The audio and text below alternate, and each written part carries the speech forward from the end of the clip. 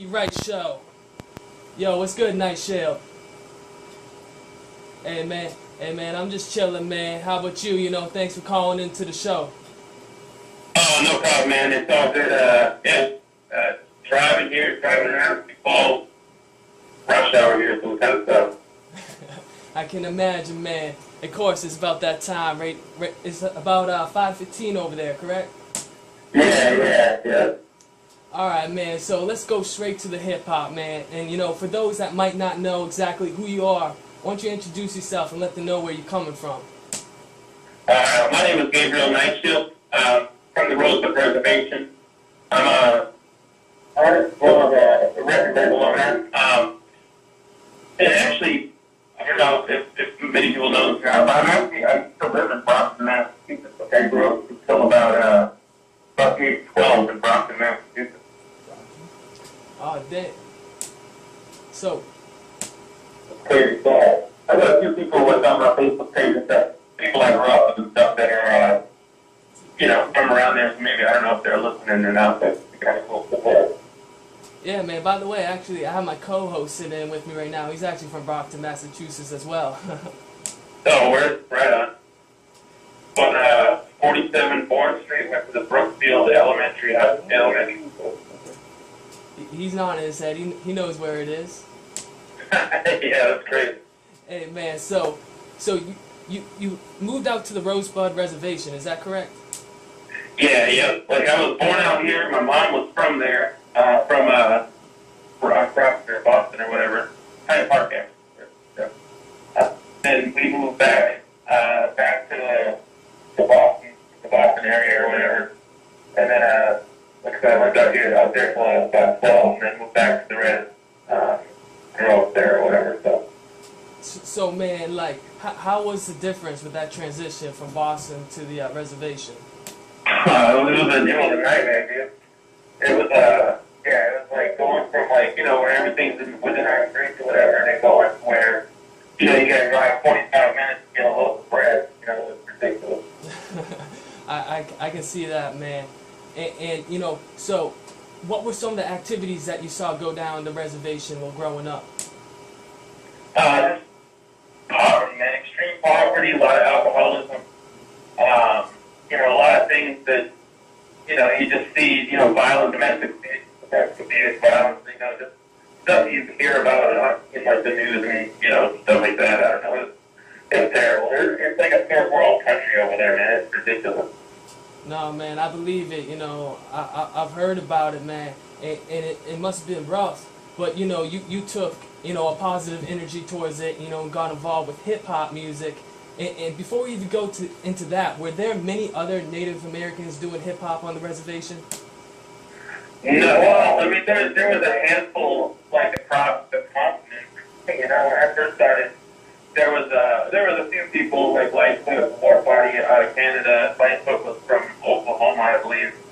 But there was a couple people that were doing it, but it wasn't like the epidemic that it is now, I guess. Yeah, absolutely, man. You really pushed the hip hop scene out there in South Dakota. In what age did you exactly get into hip hop music and put together some of your first releases? We started putting out music around the year 2001. I'm 35 now, so I was probably like 20, well, about 22, probably 23, somewhere around there.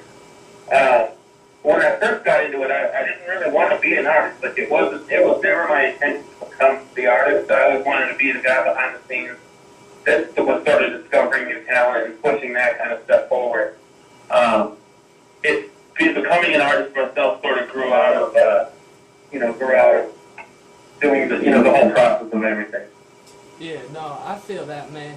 And one of your first releases was the Total Package, right? Yeah, that was my second solo album. Yeah. And was that the album that won the NAMI Award? Yeah, I won Best Hip Hop at the Native American Music Award. And for people that might not know exactly what the NAMIs are, even though you just stated it was the Native American Music Awards, why don't you get a little bit more in depth with exactly what the NAMIs are all about and some of the tracks that you might have performed live there? Yeah, Native American Music Awards, just like the native Grammys, like there's the Latin Grammys, these are the native, Grammys, basically. It happens every year. I believe when I won for the Best Hip Hop Award, it was, I think, the 8th annual or 9th annual or something like that. I don't know. They're on like their 15th annual or something like that. I think that. But it's been going on for a while.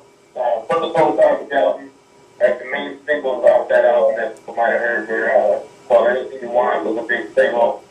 Roses was also another big single. Those are the two big things that we pushed off that album as far as like radio singles. So.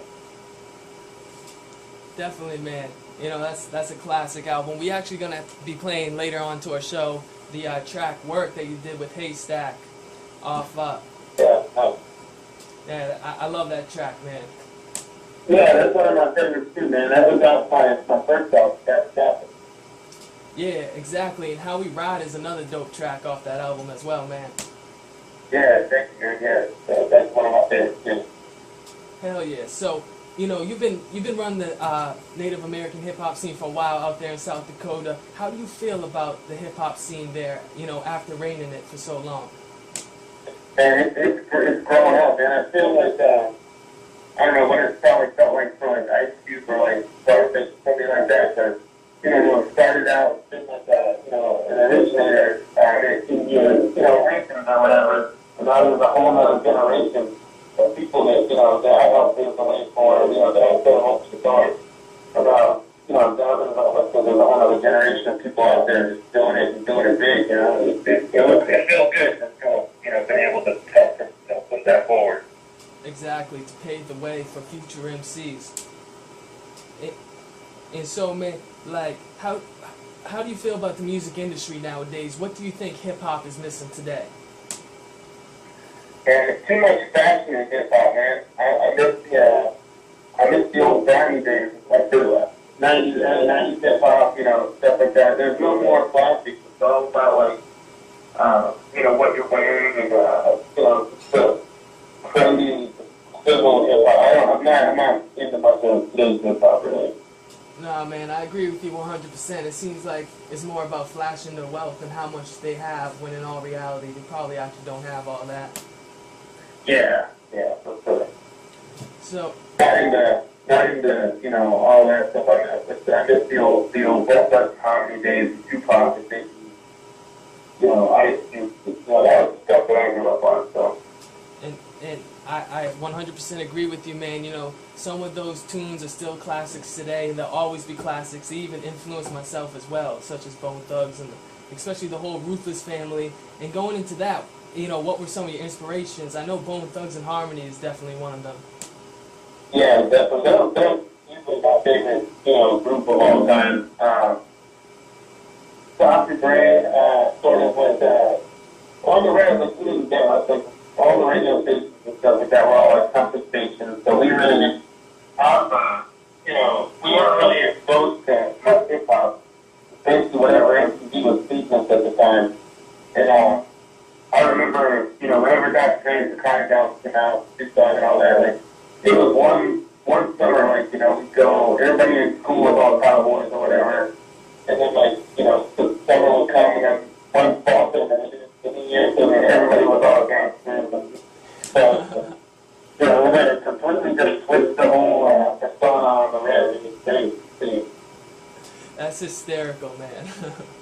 Yeah, it's crazy how much we let, MTV, like, influence and stuff. I'm not sure if it's still like that today, but hopefully not. But, wow, that transformation takes place. Oh, man, I believe that it's probably still like that today. You see the cats wearing all the skinny jeans and everything nowadays. Yeah.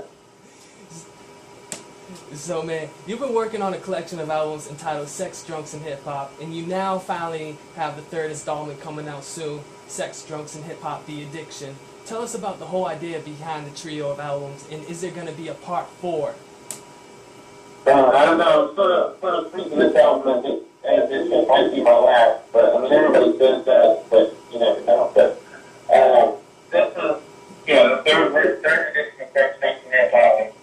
Sort of like the way moved for the past few years, and it's just like a nightmare. It's just alcohol and parties and women and living that lifestyle. I guess sort of crazy.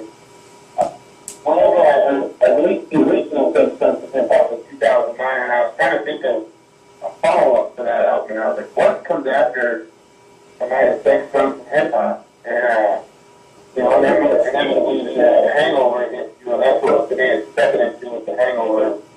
And then, after you survive the hangover, you come across it, and then you do the whole thing over again. You start feeding an addiction, and that's where the name of this album is coming from. Repeating the same process over and over, like an addiction. So. Yo, man, I like that, bro. That's dope. That's fresh.